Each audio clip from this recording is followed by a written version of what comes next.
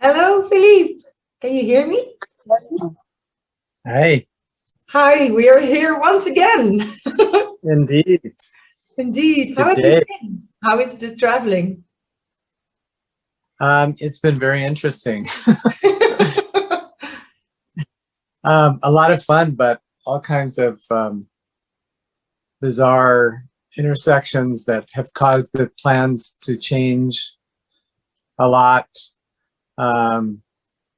due to people's fears and things.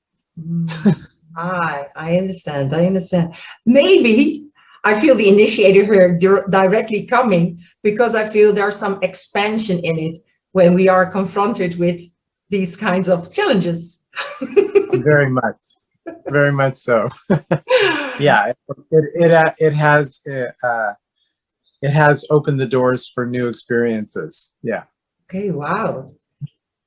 I love that we're bringing in the initiator, right? And that's the intensity, beginnings in cycles, always expanding oneself and therefore others as well.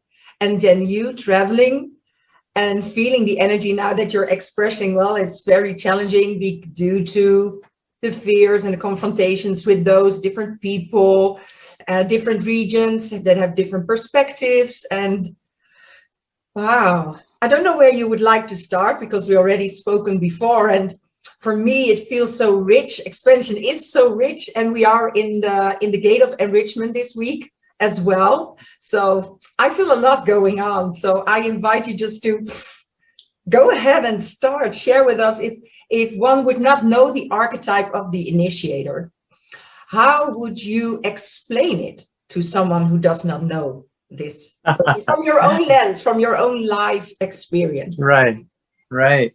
Well, it's interesting because I think we talked about this before, but when I saw the archetype of the initiator, my initial reaction was, but I'm not here to initiate. I'm a generator in human design terms. And only the manifestors are here to initiate. And I also even my channels in my chart are projected channels. So I'm actually waiting for invitations even more. And I'm also emotionally defined. So I have to wait until I'm clear to do anything on one level. So I'm like, oh, what is this initiator thing that's in such a powerful position in my design? And sitting with that, I'm getting it. I'm starting to get where I am often the person who starts something, like turns the gas on. And once I do, I'm also in motion. But it's like an engine that's going. You know, the car is going, the gas has been put on. So that's what it feels like, the initiator. It feels like it's a pressure gate. So it comes from all of my channels come from the root. Yep. So one of the things I've been doing the experiment for almost 14 years, and I just had the realization recently that I'm just a root being. Like, I am constantly under pressure. And it's not a bad thing. No. I actually enjoy pressure when it's correct and when I'm listening for the nuances in it. I've always been one of those people who, you know, even in school, I didn't do anything until the pressure was on, until the deadline was happening, and then I would come through and I'd be able to get it done. And I'm still the same. Mm-hmm. I always used to view it as procrastination. Mm-hmm. And now I'm more listening to what the correct timing is. For me, timing is everything. And I talk about that to other people when I do readings or when I'm just sharing about how I do my life. I'm always listening for the timing. And if it doesn't feel like the right timing, I can't really commit to anything. I can't say yes, even though I'm a person who tends to say yes too much. That makes sense. Yeah, it totally makes sense, because for me it feels like this in the root. I feel that is the momentum that is building up, and when the timing is not right, the momentum is not there. There's not enough pressure on the cooker to go whee, you know, the sound of the kettle. Exactly. To get steam and to get the mutation of that building up energy to become something else, or to expand in this case for the 53. So I totally understand what you are saying right here. But I also feel that the contradiction you brought in about, okay, I have projected channels, but I'm emotional, I have to wait. And then also for my, the feelings to be right, that it's correct for you. But then also, yeah, feeling that pressure to really start something, but now coming to the conclusion that it has to build up this momentum, because I recognize it a little bit in that you always have this urge to start something, and that gives kind of a restlessness, at least for me. Sometimes it gives some kind of restlessness. You want to do something, but you don't know yet what, because the momentum is building up, and then boom, then suddenly things align. And everything is correct. Like you said, maybe the projected channels, you feel the invitation, the emotions, it feels right, the wave is right, and you just go on the water and you just surf, something like that on the waves, right? It just goes. And sometimes it feels like it has so much momentum that it gets out from under me, even. Okay. You know, because I'm like, I'm so ready. I've been kind of waiting in this restless waiting thing. And it can be very full of pressure, that waiting for me. Like something has to happen. Something has to happen. I need to do something.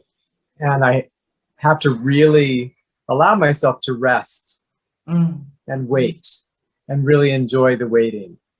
Because it's not easy. It's in my body. It's like pushing, pushing, pushing. And so, yeah, when it happens, though, it is like it just goes, oh, you know, and it takes off. And then I have to be like getting my bearings, and, you know, and then there's some, you know, this shadow of immaturity is really interesting on this, because I often feel like when that pressure starts and when the engine goes, I'm not ready. Right. I don't have what I need. I don't have the skills I need. I haven't gathered, you know, so I'm restless to get there. But then when it starts, I'm like, you know, it feels scary, and I have a lot of doubts, and I have a lot of, are they the right people and the right, you know, so even though it feels like that impulse is going, it can bring up a lot of fear. And I also have the gate of difficulty at the beginning 4 times. Oh, I didn't see that yet. Okay. You can start about that. It's in both nodes, and then it's 2 other places too. I can't remember, but yeah. So that's like another contradiction. I'm here to begin things, like it's very strong in my whole design. Yeah, it's your life. And yet I'm here to have difficulty. I have to do something real quick. Hold on.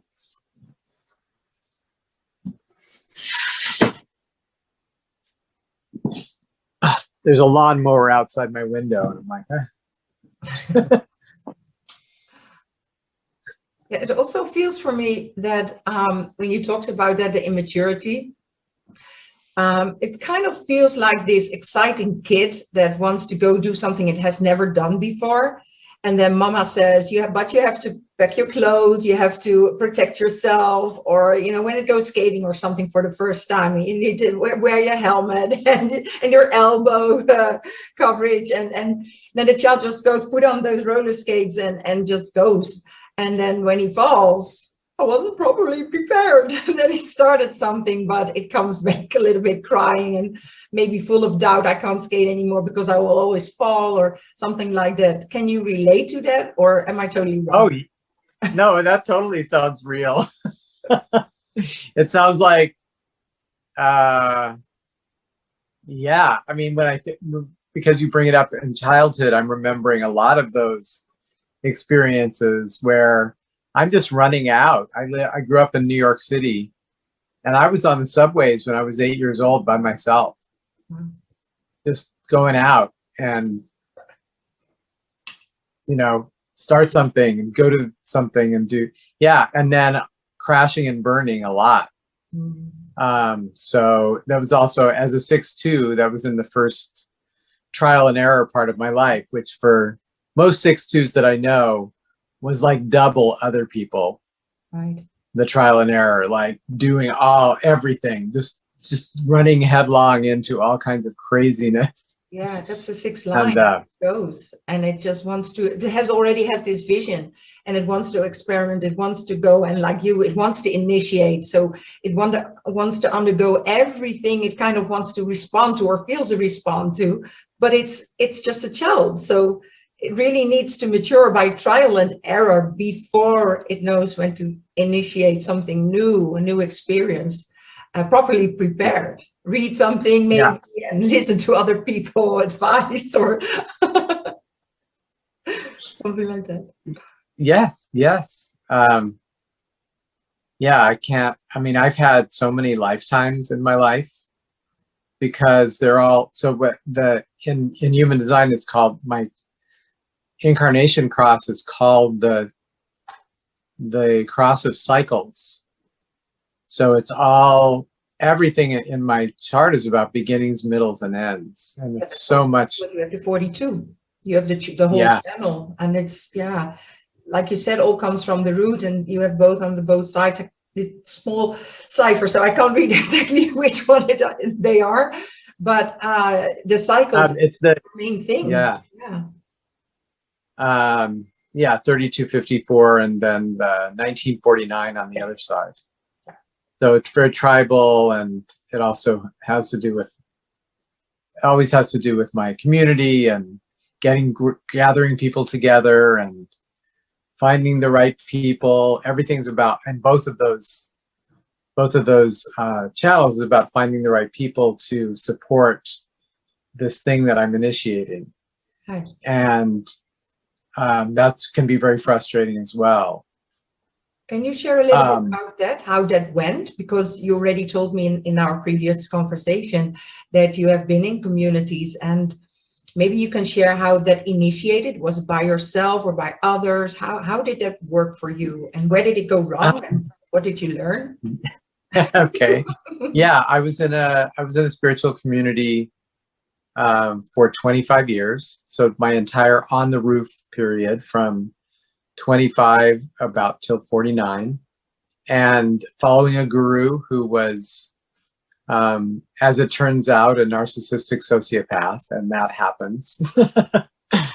And I didn't initiate it at all. I was kind of met somebody who I was very charismatically attracted to, and then they invited me into this group of people, and it was very, it was in the 1980s in Hollywood, and it was very glamorous and new age, and lots of what's called love bombing, which is eye gazing and hugs and doing selfless service together. It was very romantically spiritual in many ways. So I got super excited about it. And also, once I was around the guru, he put a clamp on my artistic career. I had been an actor and a dancer and a singer and wanted to be a director and all kinds of things. And he told me that it was all ego for me and that I needed to let go of all that. So I did.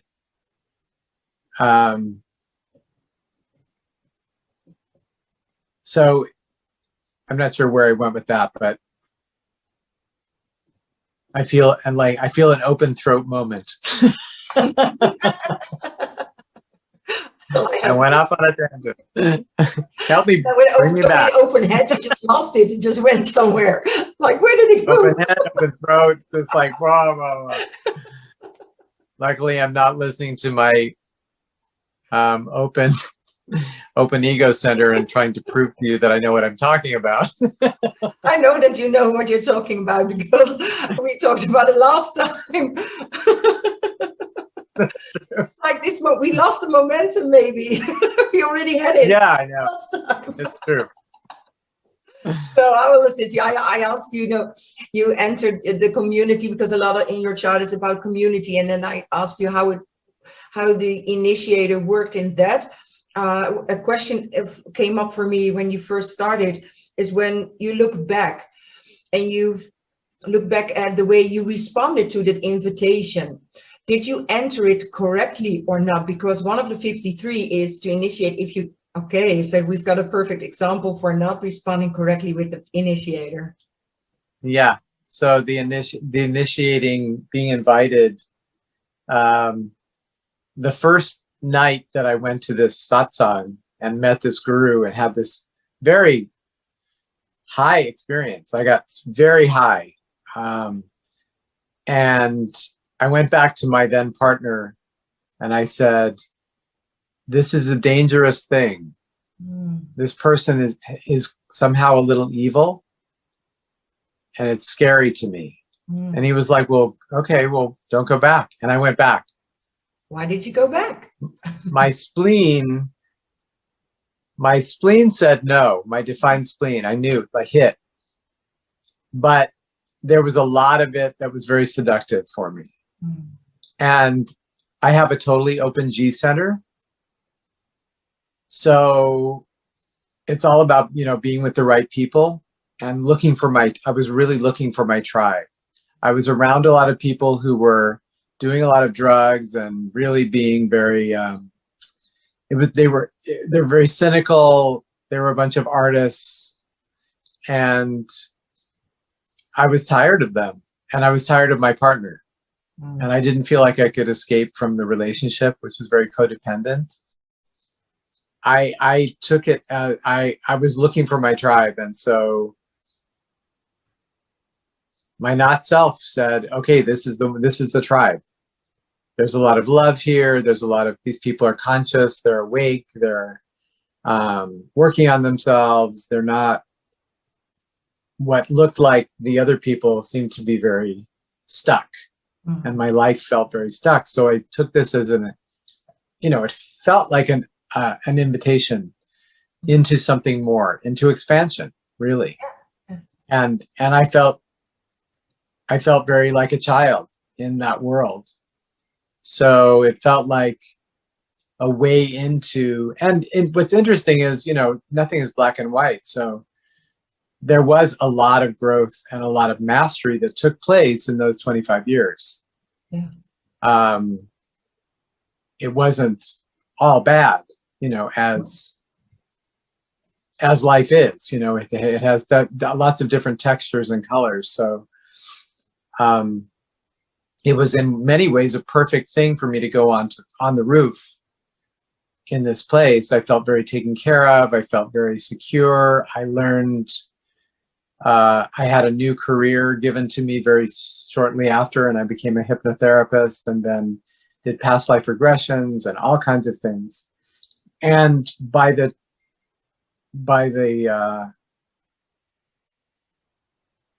hearing of it helped many people in the work that I was doing. So I was very good at it. It was very natural. So there's a lot of things that were amazing about the experience. And I also know that I didn't enter into it correctly. Yeah, but I do feel that even though you did not enter it correctly because your spleen said, no, this is not correct, I think your 53 went along anyway because it felt the expansion. Because when you stay for 25 years and I'm hearing you say, I did this, I learned that, and this was brought to me and I did not have that, I'm only feeling growth and expansion through the experience of it all. And like you said, nothing is black and white. I feel that life is never wrong or right, because when you look back, there's always a gem in the experience itself. And I think you had many, many, many experiences in those 25 years, and it has brought you where you are today, like this expanded being, because of all the things that went wrong and the things that went well. Because you shared with me before in the previous conversation of all the things that you do and all the things that you are starting now and maybe not finishing. We also talked about that as well, you know, getting out when it's no longer correct, when the energy just is suddenly gone. Yeah. Right? So maybe interesting for the listener and the watcher is, okay, you had all these, I just call them beautiful experiences, no good nor bad. Mm-hmm. What was the moment that you felt like, now it is time to end it? The cycle is full, because the 53, 42 cycles, beginning, middle, ends. And there's also that, that channel is often about, the other channel that I have there is called Channel Transformation, and it's moving up the social ladder. So it's meeting right people who will help you. So there's always these teachers, and I have teachers upon teachers still. And also people who are connectors to give me, you know, lift me up financially, spiritually, socially, in whatever ways. And I have a knack for that, and it's amazing. Always, since I was a child. You attract attracting the right people for the right thing. And also then finding people to lift up as well. I'm really good at like putting people in the correct roles, like in a theater sense or in business sense. I can always be like, oh, this is the role for you. And I find them. It's just a natural thing. But so at one point, the guru was exposed. So somebody found out a bunch of things which were really horrible, sexual abuse and lies and money issues, all the same things that so many gurus, you know, their shadows have not been worked out. So they just are stuck in this role that they're doing. And this guy was a projector and definitely addicted to the energy of all these generators serving, right? Like a vampire in a way. So, and not, you know, he had been invited a lot, but then wasn't, and then pushing himself onto everyone. So when we discovered this thing about all these things about this person, I still stuck with him. I was very loyal and very like, I was going to try to help him to wake up. And then he turned around, and I was one of the last of the old timers. And he turned around and really stabbed me in the back a couple of times pretty hard.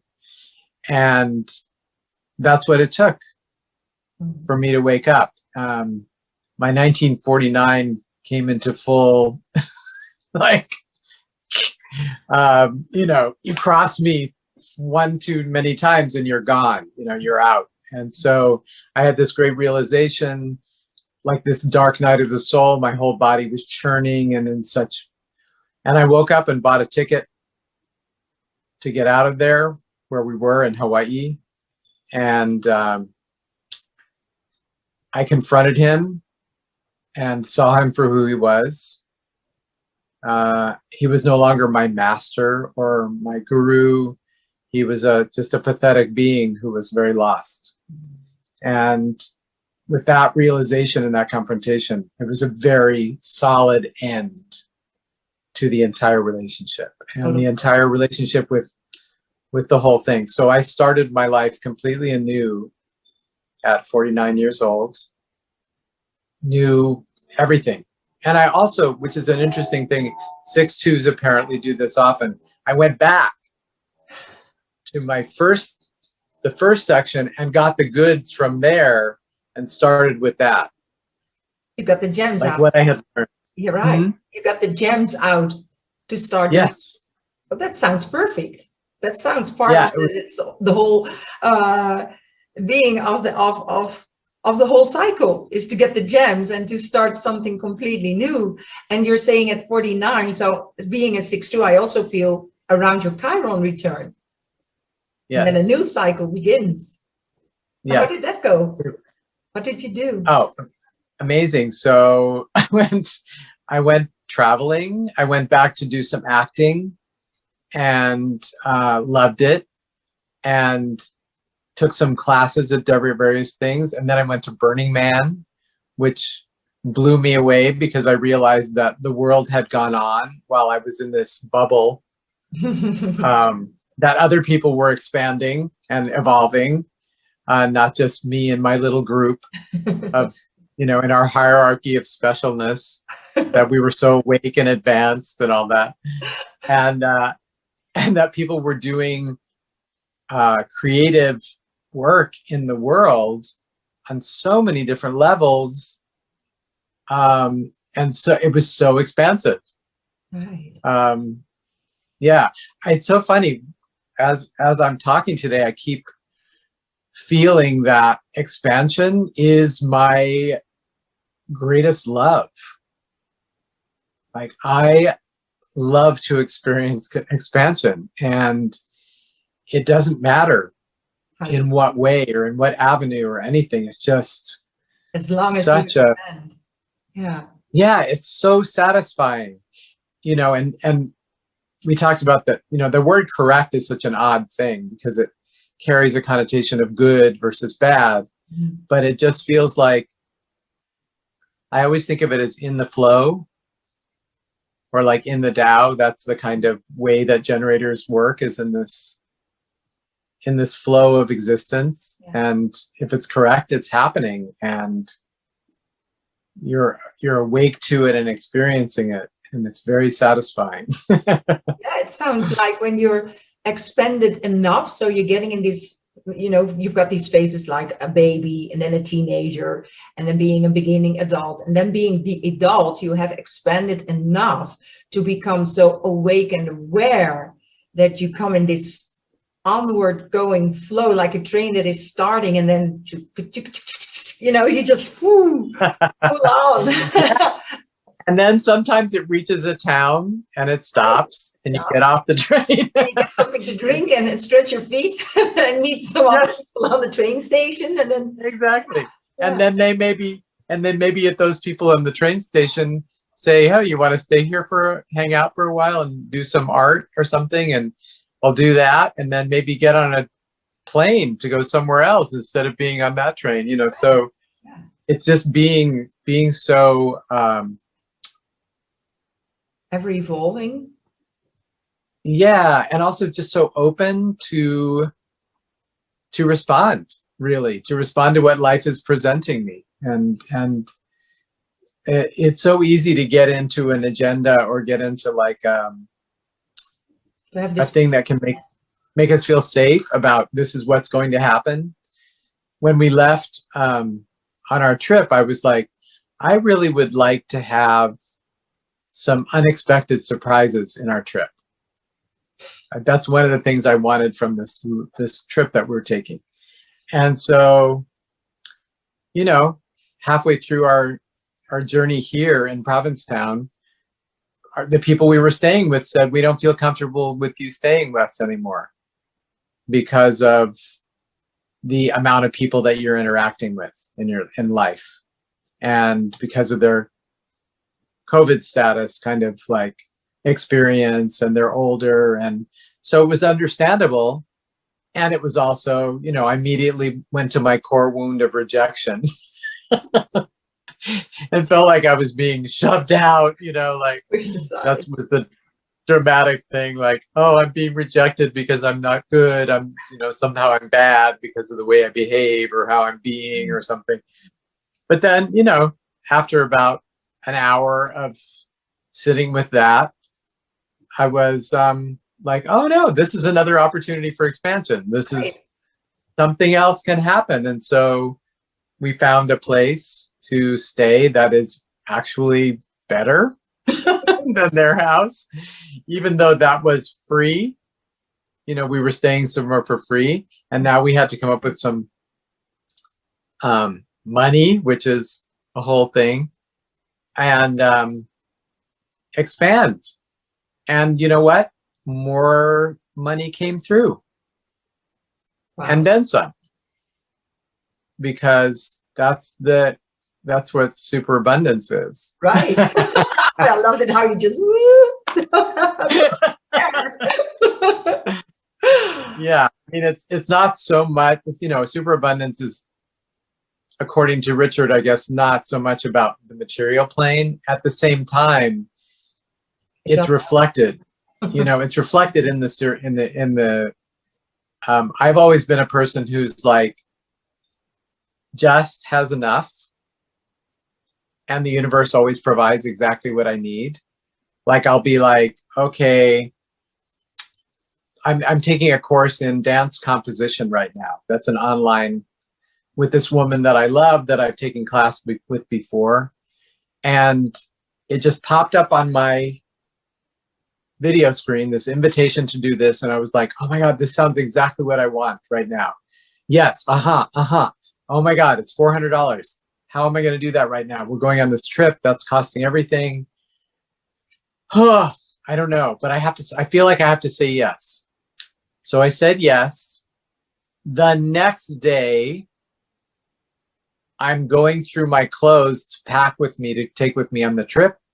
I look in a pair of pants, and there's $400 in cash. Wow. Why I put $400 in cash in a pair of pants that I haven't worn in a long time, I have no idea. But this happens to me consistently. Wow. These weird, and I don't even know, it's like, am I some kind of, you know, psychotic person? Cash money. I don't think of myself that way, and I don't do that intentionally. I think more likely somebody gave me some money for something they owed me, or they were, you know, having a session of some kind. I do body work as well as do readings, human design and Gene Keys readings, and people will give me some cash, and I think I just put it in my pocket and forget about it. Can you remember when you last wore those pants? No. Okay, because I was wondering, maybe somehow unconsciously your visionary you somehow knew you needed it somewhere in the future and just put it in those pants and left it there. That's what I feel. Well, I think it could very well be. And I don't, and this has happened many, many times in my life. And I don't know, you know, it happens rarely enough that I forget that happens. I don't go look, if I need money, I don't go looking through all my clothes to find it. But it has happened enough that there's some kind of elegant symmetry to it, you know, and it feels very much like superabundance. When it comes, I'm like, oh yeah, like I don't feel surprised, and it just feels perfect. You know, I have the immaturity to feel anxious if I don't know where it's going to come from. But then it comes, and then I'm plugged right into the way the universe works, which is providing everything. I feel the maturity, and then when you got that money, you did not go spend it right away. You didn't need it at that moment. That's why you kept it in your pocket. So I feel superabundance also means that you, like you said, you just take what you need, nothing more, nothing less. Somewhere in the Bible it says this too, I believe. And then, well, then you've got superabundance left at a moment that you don't have the money. Then you got it somewhere. The universe providing you in this balanced way, I feel. Yeah. Yeah. And when I feel like I'm in the flow and I'm in the generative field, which is responding and really in it, also I get clients that provide me the exact amount of something. That will often happen too. And you know, so many times I've felt the little anxiety from, and it comes from being a kid who my parents never had a lot, and it was feast or famine kind of thing. You know, one week we would be going into a restaurant, the next week we'd be eating rice with butter for dinner, you know. So I grew up with a pattern of anxiety and then relief about what was being taken care of around me. And at the same time, I feel really blessed with that, because I can roll easily with ups and downs, you know. But this whole, so it kind of trained me. I was going to say the immaturity, the shadow feels to me like it's the fear that it's not happening, that I don't have enough. It's a lack kind of a thing. You know, you're wanting to be taken care of by, the immaturity is wanting to be a child, wanting to be taken care of by a parent. Right, mommy. So like I want my mommy or my daddy to, you know, be secure, and they weren't. So it's like, but then when I'm in that expansive state, there's no limitations. Right. There's no lack. It's all flowing, you know, and it's flowing exactly the way it's needed to flow, not like some idea that my mind has or my open ego has, you know, like I need this in order to be okay. Right. So and so there's a lot of surprise. I feel that your parents taught you in their way of doing that you wouldn't go, when you would have money, that you wouldn't go overboard, because you knew there could be a period that there was no money. And that's where I feel your balance came in, and also the adaptation. So they kind of taught you to be expanded, because you had to adjust all the time. It expands you in a way that also enjoying every moment, never knowing what to expect, going with that flow, but unconsciously, or your awareness just remembered in your body how to balance that all, how to, like you just mentioned, how you handle your money and how you handle the material world, because you can do a lot, and you have so many gifts. You know, you've shared with me all the things that you did and what you are doing with the plays and the writing and the dancing, the singing and the hypnotist. And I'm like, wow. And that way, there's, in that expansion, there's always a way for you to make money at the right moment. I feel security even in there, trusting yourself that there is always something your body can do for you to give you this abundance. Oh, wow. Yeah. So true. Yeah. When I'm not, you know, and that I've never looked at it before this way, but that shadow and just being with that little child kind of is, you know, a way to really tune into that child and see his fear and then address it. And I've learned how to do that because,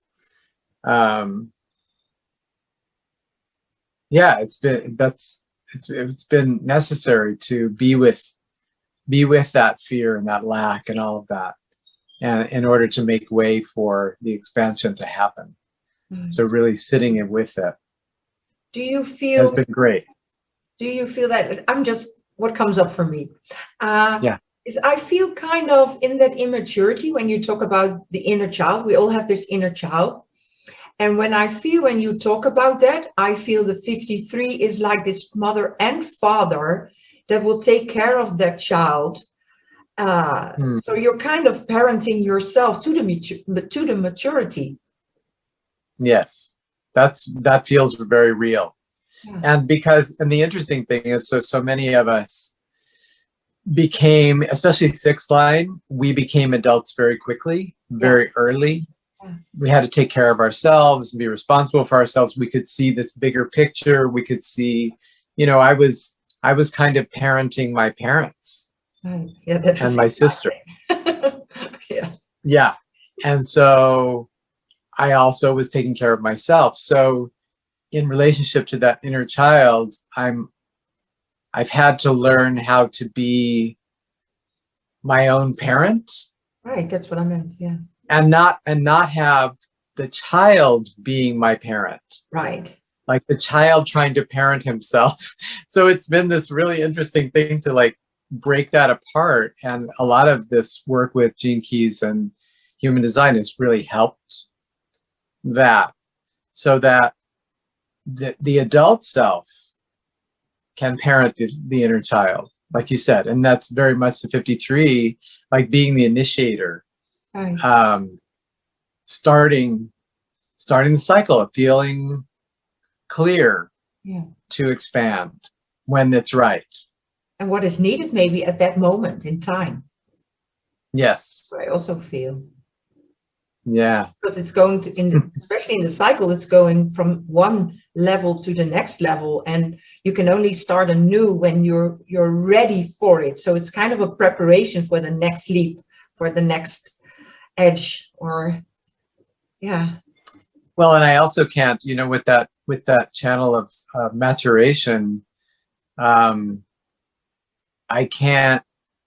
not here to experience anything I've experienced before again. No repeating. No. It's always stepping up. It's always evolving. Everything has to be that way. And my partner also has that channel. So we have this wonderful relationship. We have very different lives in many ways, but we have this wonderful relationship of, is this the end of is this the end of the cycle? Yeah, I think this is the end of this cycle. What's next? Right. And then we happen to be very much he's also a 6-2. We also tend to be very much in the cycle around the same time. Oh, wow. Which is really a lovely way for partnership. And also, 6-2 is soulmate or not. So you're always wanting to have that partner in crime that you're going to be walking it with. And so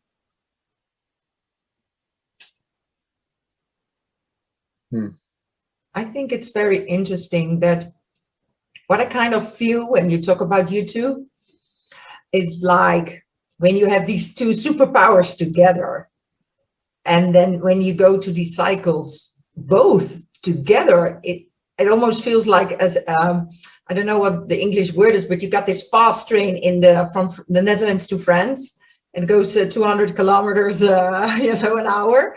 And yeah. I kind of feel that maybe it's not so, but that when you came together, I don't know how long you are together, but I kind of feel that like you two now are at this point in life that you go on this fast train together, because you both have that channel and that expansiveness and the maturity to see what things are like and what for. And you have so many memories of, the past and visions for the future.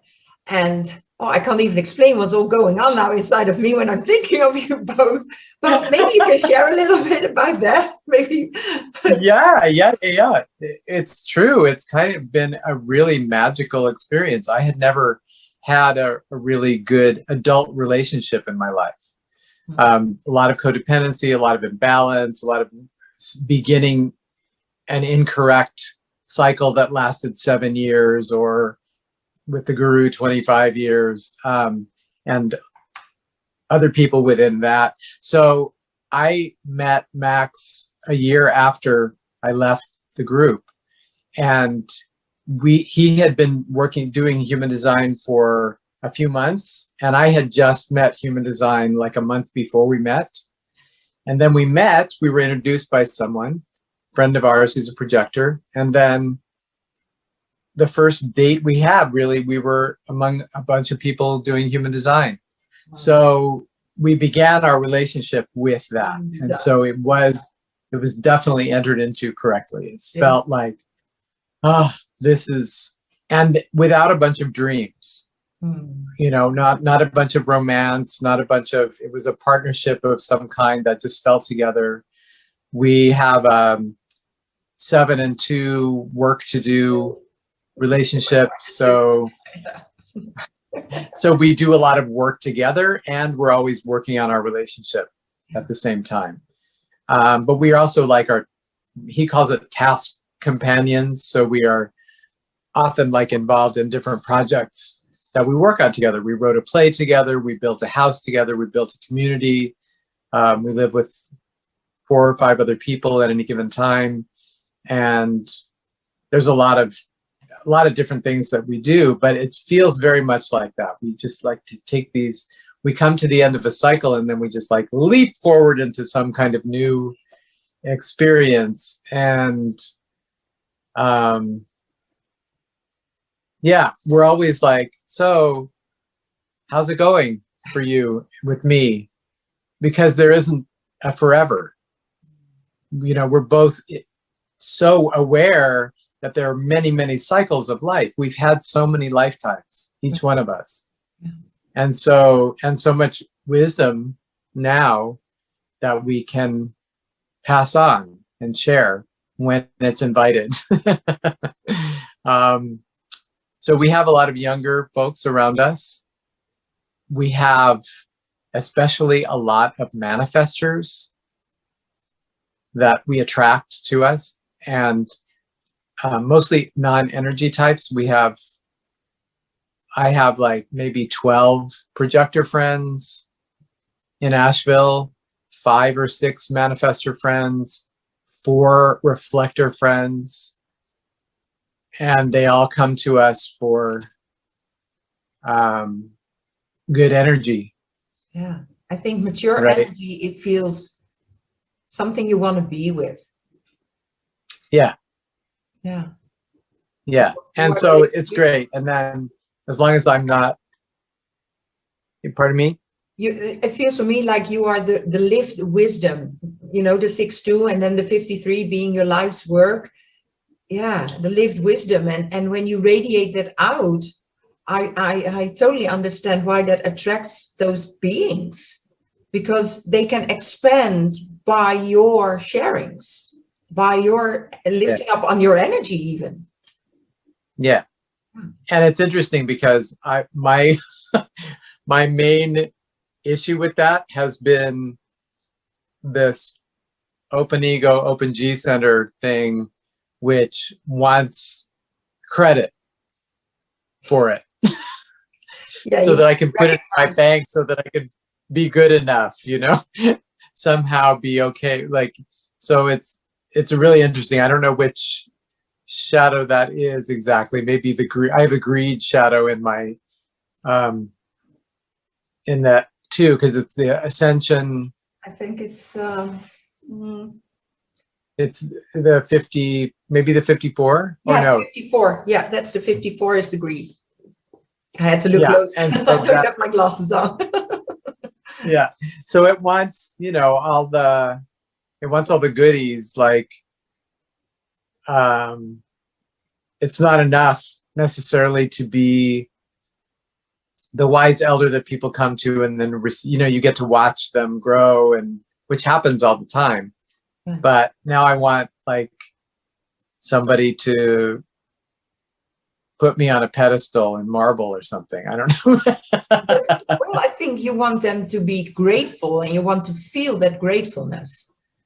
At least. Yeah, that's true. But there's something like, it's not enough. Like, I want that shadow, that part of me that wants, you know, is ascending.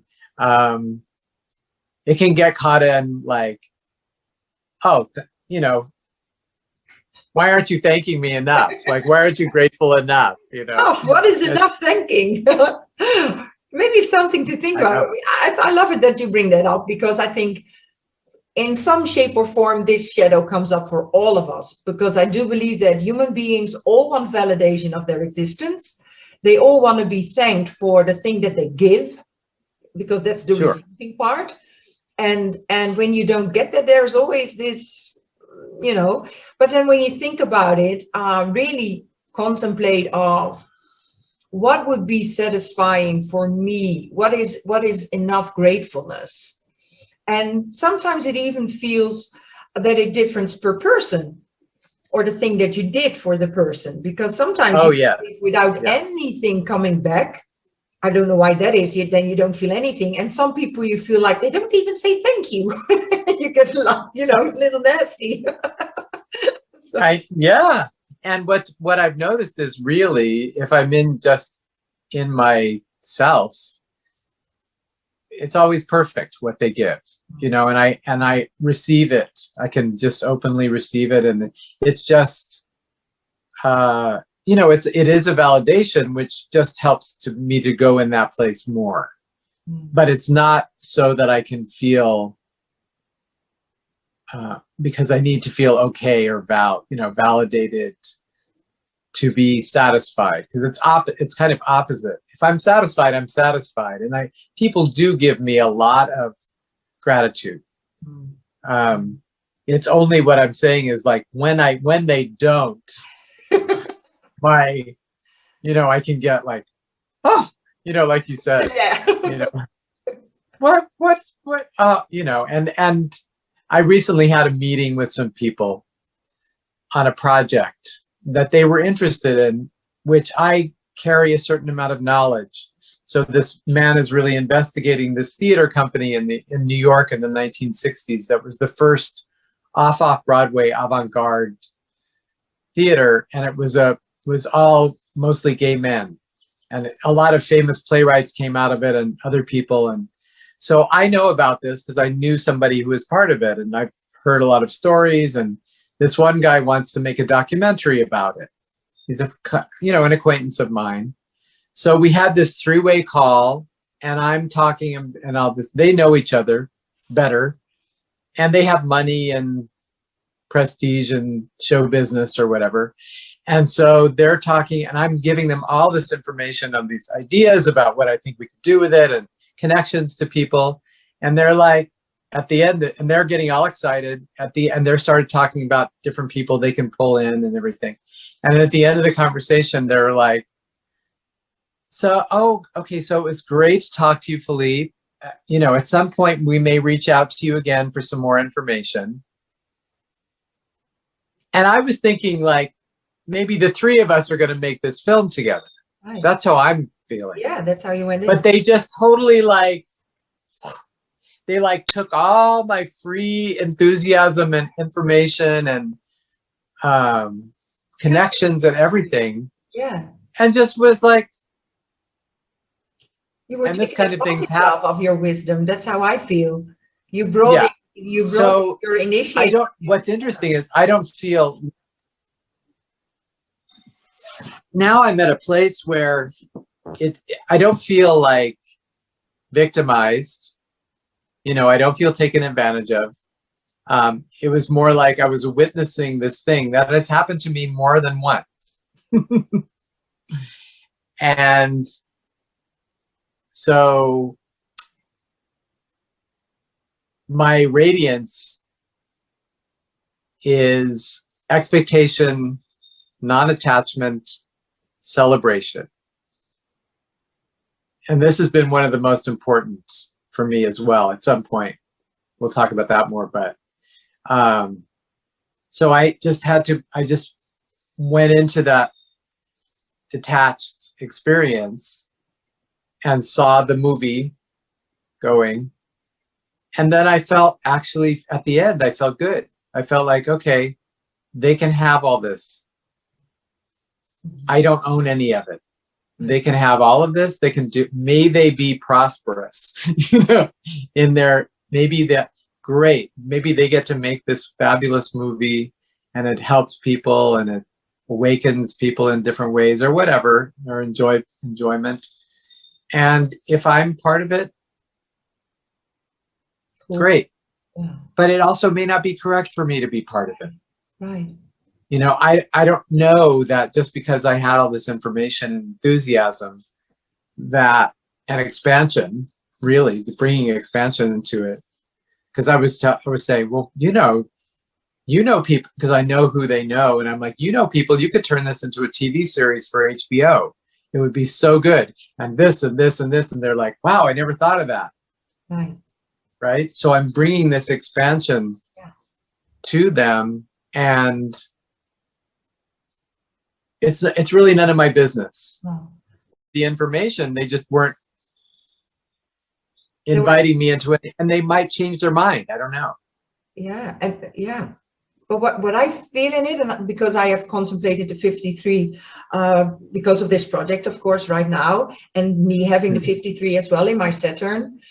And what I came, and now you brought that up for me, is like when you are the initiator, you sometimes are just the seed bringer. So you have these visions and ideas, and you bring in that seed. You brought in the seed with all your ideas and your visions and your wisdom, and you gave them this new idea. So you brought them expansion, but it was not for you. It was just that something needed to be initiated, become in the world, but not for you, but for the other. So I totally love it that you brought that up. That's a big part. No, that's right. Yeah, that's right on. And I also have my only head Ajna gate is the 11. Yeah, so the insight, which is the gate of ideas for others, you know. So I have that experience a lot. And that's how it works together. I love to bring sometimes, you know, the archetypes work together. It's a whole team. So then you see how the 11 work with the 53 and do their perfect thing. But the ego might think, hey, but what about me? You know, and because you also have the 26, and that's an ego gate. And I also have the 26 in my purpose. So I really feel that I heard you saying also the invisibility. The city is the invisibility. And when you bring in this beautiful seed and all these ideas and visions, and then being left behind somehow, being invisible, not being noticed. And then I always remind myself of the thing that Richard said, is that think yourself of us as one of the gods moving behind the scenes with love. I'm hearing you say right now in this project. Yes, so true. Yeah, I don't have to be, and you know, open. I have open throat too, so wanting attention, wanting to be in the spotlight. So it's yeah, that's always a good. That's well said. I just remind myself sometimes, because last time I shared with you that I also brought a lot of beautiful ideas when I was with these three persons in this new community that I wanted to bring online, and that I pulled back at some point because my 53 did not have. It said it was done. The cycle was full. It was not for me until that moment. I brought in exactly enough seeds for them to do with them what as they like. Do with it. If you don't do anything with it, it's perfect as well. This was my task and done. And then I lost my. No, that's so great. That's so you said it all. That's so great. Yeah. Then and I have that experience. Invisibility. You know, not getting the recognition of, oh, that you had such a wonderful ideas and please stay or something like that. Exactly. They're like, okay. Yeah, I think I told you at the same time, like there was a group of people I was working on. We were working on writing a television series set in Asheville. And two of the people all of a sudden felt like I was trying to be controlling, I think.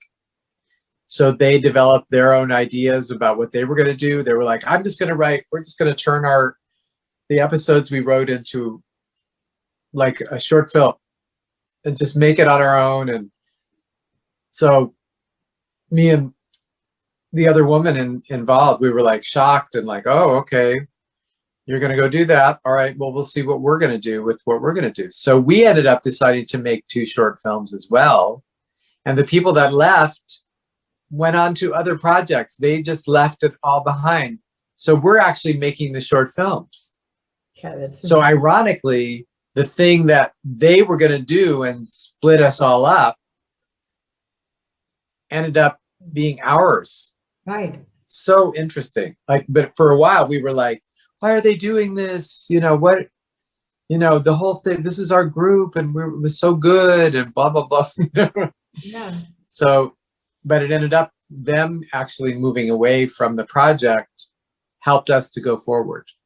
So maybe they brought in this seed for you. Yeah. To bring it to an end.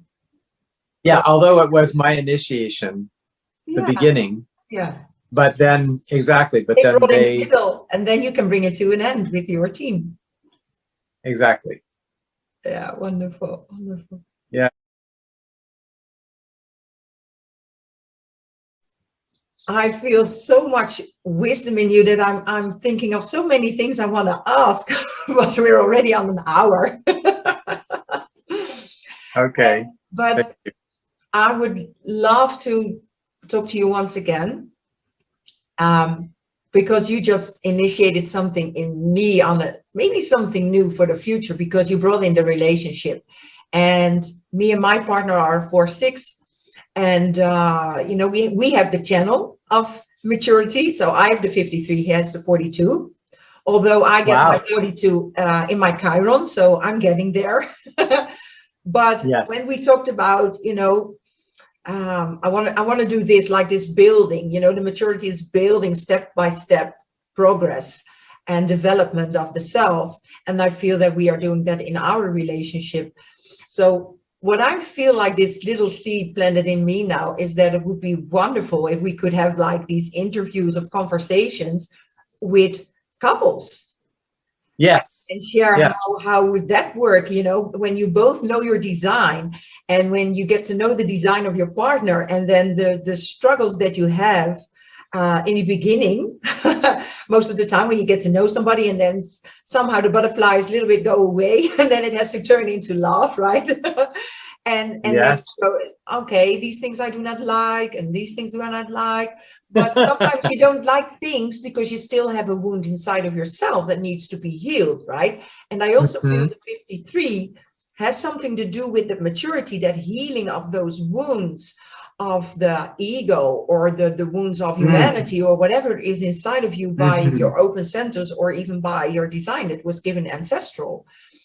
And then when you bring in this channel of the maturity and the experiences, I think you know where I'm getting at. It's expansion. I do. Again, like I do. Yeah. And it's interesting. We've been interviewed 4 times. Okay. Video interviewed over the years. Oh, wow. By different people who we just were like, we need to get you guys on camera. So yeah, one of them, do you know who Rosie Aronson is? I create her videos for her wisdom keepers. I work for her. Yes, she's my friend. She's one of our dear friends. Really? Oh, then I'm gonna say greetings from Phillipe, and then she would go like, wow. Well, you know her, she's always enthusiastic. Of course. Yeah. My relationship with her, and it sounds like maybe yours too, is like we champion each other. Right. Yeah. We both have, ever since we've been, we hold space for the shadow, and then we just flood each other with, good news and good, good when you're able to recognize the beauty in others and the way that they are, and then you can share that with them. Yeah. Such a satisfying and beautiful. I have that a lot in my life, which I'm very happy about. Me too. I think that is what human design brings, and that's why I still feel this staying power with the gene keys and the human design is that the seeing the self, but also therefore recognizing that the other is different and that is perfect. Yes. And that's why I like the partnering thing too, the couple thing. And then even beyond that, then when you go to the couples, you go to the parents, and from the parents, you go to the children. And I feel a passion for that as well, that the children already, like when they're 5 or 6 years old, get acquainted with being the energy types. Like, okay, I'm a projector, you are a generator. I love your energy, or something like that. The difference, the acceptance of the difference, and seeing the beauty of the difference, instead of you have no energy, you're always tired, or something like that. How children can be, right? Right. Bullying. You need to stay up, right? Exactly. Yeah. And then another one would be like, why are you always making things, like doing things, like making things happen, like and being jealous of like manifestors kids running around doing things and making things, and there's a lot of different. Yeah. We have a lot of kids in our field as well, and I get to watch them in their naturalness. their naturalness. It's pretty natural. Yeah. Yeah. And yeah, I'm watching the not self being formed, and it's very interesting. Yeah, it is. It is. I'm in a conscious parenting group as well. And small group. It's a group that's kind of self-managed. We came together in a Delta with the conscious parenting as a topic. We were the first group that did that. So we talked to Richard as well about our experiment, and we are still together. We did the Venus together as a group. And now the first Venus baby is being born, I think yesterday or today. We haven't heard from her yet. But then we talked about even, you know, how it is to be conscious and aware while you're pregnant, and knowing what world it's going to come into, and then also knowing what the energy type of your child is, and then being aware of what your energy type is, and how these mechanics then work with each other, and why. Because her little boy, who was only 4 years old, has the 39 as his life work, so he's always provocating, right? Provocation, and her being a manifester, and then these, you know. But then seeing the why, because it brings up a love for her that she still needs to work on, or to do something with it. And then she observing how her child is playing with this other child, and how this mechanic works. And then because she knows who her child is, she knows how to correct him or not. Yes. Empower him, yes, or to correct him. So I feel so much power in it, as well as parents becoming aware of their design, and then with their partner, and then with the children. Yes. So much work to do, right? So much work to do. We have this one friend who is a mother. She's a manifester, and she has 2 manifester children. And the father, they're not together anymore, is a generator. And he doesn't know what to do with them. Like, I understand. They just the kids run him ragged. But she's like, the 3 of them, they're all like feral. You know the word feral? Kind of. It means like wild. Oh, I thought so. Like a wild animal. They're like, they just run around, and she just is like, you know, it's amazing to watch them. But he's like 8 years old or 9 years old, and he's having all these anger issues.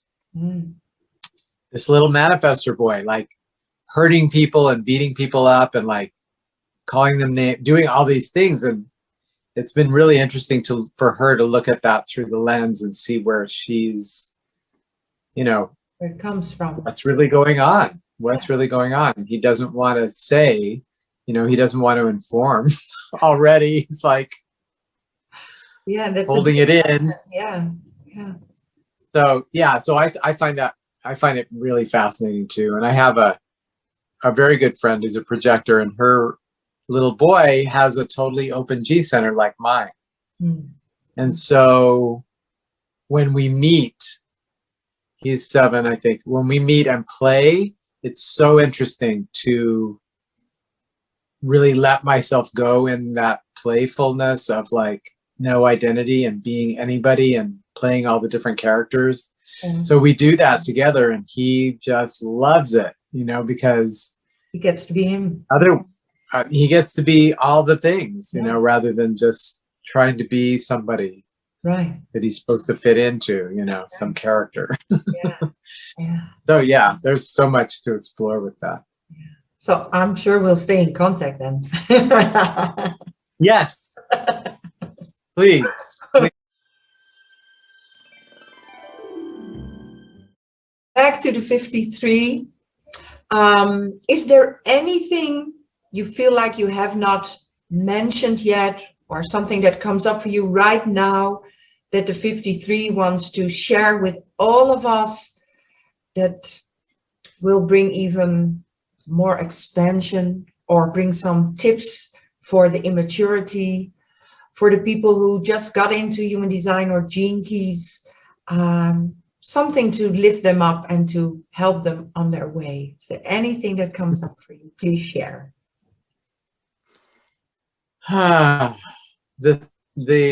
What keeps coming for me is that we are so taken care of, that there is enough for all of us. And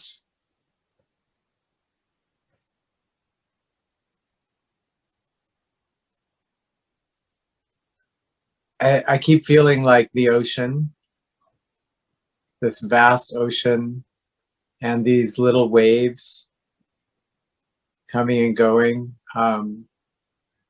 how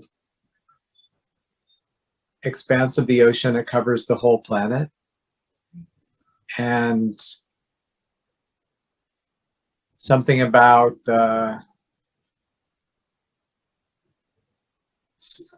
it's everything being contained in the ocean, and the ecosystem, all when we're not messing with it, it's all so perfect in the way that everything feeds everything just perfectly. And so, yeah, I would just remind you that the way things work in nature is perfection. It's